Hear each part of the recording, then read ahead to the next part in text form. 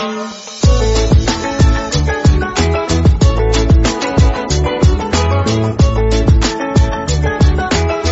The lord.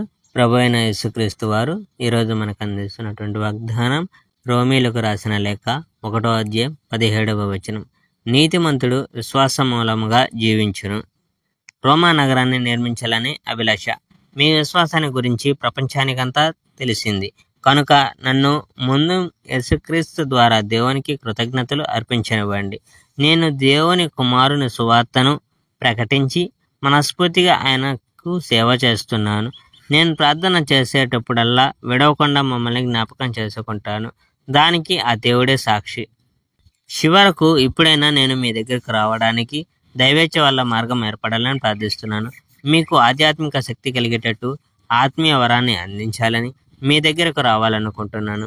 అంటే మీరు నేను మనలో ఉన్న విశ్వాసం ద్వారా పరస్పరం ప్రోత్సాహపరచుకోవాలని ఆశిస్తున్నాను. సోదరులారా, నేను మిగతా యూదులు కాని వాళ్ళ నుండి ఫలం పొందినట్టే మీ నుండి కూడా ఫలం పొందాలని మీ దగ్గరకు రావాలని ఎన్నోసార్లు అనుకున్నాను.